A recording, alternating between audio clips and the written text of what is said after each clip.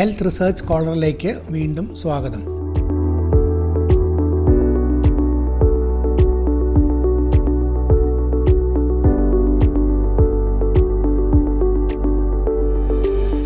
ഇത്തവണത്തെ ചിന്താ വിഷയം ഇക്കോളജിക്കൽ പഠനങ്ങളാണ്. ഇക്കോളജിക്കൽ പഠനങ്ങൾ എന്നതിന് കോറിലേഷണൽ പഠനങ്ങൾ എന്ന വേറൊരു പേരുമുണ്ട്. ഇവർ തമ്മിൽ ഒരേ തരത്തിലുള്ള പഠനങ്ങളാണ്, രണ്ടുപേരും മാറി മാറി ഉപയോഗിക്കുന്നു എന്നേ ഉള്ളൂ.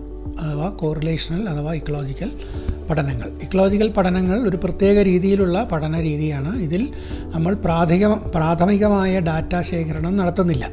അതായത് മറ്റ് പല പഠനങ്ങളിലും കോഹോർട്ടായാലും കേസ് കൺട്രോൾ ആയാലും നമ്മൾ രോഗികളെയോ അല്ലെങ്കിൽ പഠന പങ്കാളികളെയോ സമീപിച്ച് അവരുടെ ഡാറ്റ കളക്ട് ചെയ്താണ് പഠിക്കുന്നത്. ഇതിലങ്ങനെയല്ല.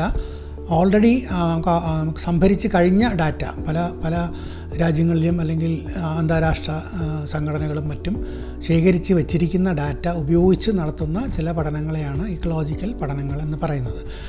പ്രധാനമായും അതിലെ ഈ പഠന യൂണിറ്റ് എന്ന് പറയുന്നത്, ഇപ്പോൾ നമുക്ക് സാധാരണ പഠനങ്ങളിൽ, ക്ലിനിക്കൽ പഠനങ്ങളിലും സമൂഹ പഠനങ്ങളിലുമെല്ലാം പഠന യൂണിറ്റ് എന്ന് പറയുന്നത് പലപ്പോഴും ഒരു വ്യക്തിയായിരിക്കും. മിക്കവാറും കേസിൽ ഒരു വ്യക്തികളാണ് പഠന യൂണിറ്റുകളായിട്ട് കണക്കാക്കുന്നത്. പക്ഷേ ഇവയിൽ അങ്ങനെയല്ല. ചിലപ്പോൾ രാജ്യങ്ങളോ അല്ലെങ്കിൽ സംസ്ഥാനങ്ങളോ ഡിസ്ട്രിക്റ്റുകളോ അങ്ങനെയൊക്കെ ആയിരിക്കും. ഇപ്പോൾ ഇന്ത്യയിൽ തന്നെ ഒരുപാട് ഡിസ്ട്രിക്റ്റുകളുള്ളതിൽ അവ തമ്മിലുള്ള ആരോഗ്യ നിലവാരത്തിലുള്ള വ്യത്യാസം, ആ രീതിയിലുള്ള പഠനങ്ങളെയാണ് ഇക്കോളജിക്കൽ പഠനം എന്ന് പറയുന്നത്. ചിലപ്പോൾ ശിശുമരണ നിരക്കും ഓരോ ഡിസ്ട്രിക്റ്റിലുമുള്ള ശിശുമരണ നിരക്കും അവയിൽ തന്നെയുള്ള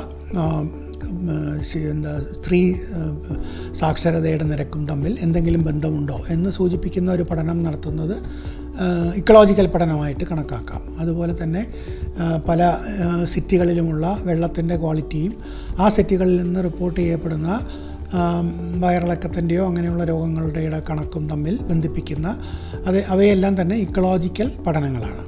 ഇക്കോളജിക്കൽ പഠനങ്ങൾ സാധാരണ ഒരു ഫൈനൽ പഠനമല്ല. അതായത് ഇതുകൊണ്ട് ഒന്നും സ്ഥാപിക്കാനോ അത് ഇല്ലാതാക്കാനോ സാധിക്കുന്നില്ല. പക്ഷേ ചില സൂചനകൾ നമുക്ക് ലഭിക്കുന്നു ഇന്ന കാരണങ്ങൾ കൊണ്ട്.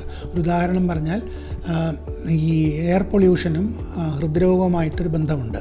അത് ഇതുപോലെ ഇക്കോളജിക്കൽ പഠനങ്ങളിൽ നിന്ന് ഉയർന്നു വന്ന ഒരു ബന്ധമാണ്. അതായത് എയർ പൊല്യൂഷൻ കൂടുതലുള്ള നഗരങ്ങളിൽ ഹാർട്ട് അറ്റാക്ക് അഡ്മിഷൻസ് കൂടുന്നു എന്നുള്ള കണ്ടുപിടുത്തത്തിൽ നിന്നാണ് അതിനെക്കുറിച്ചുള്ള ബന്ധത്തെക്കുറിച്ച് നമ്മൾ പഠിക്കാൻ തുടങ്ങിയത്. ഇതുപോലെയുള്ള ഇക്കോളജിക്കൽ ഹൈപ്പോത്തസിസ് ഉണ്ടാക്കാനായിട്ട് ഇക്കോളജിക്കൽ പഠനങ്ങൾ പലപ്പോഴും ഉപകരിക്കാറുണ്ട്. അതുകൊണ്ട് തന്നെ ഇവ ഈ ഹെൽത്ത് പോളിസി, ആരോഗ്യ നയ രൂപീകരണവുമായി ബന്ധപ്പെട്ട പഠന രീതികളിൽ ഒന്നാണ് ഇക്കോളജിക്കൽ പഠനങ്ങൾ.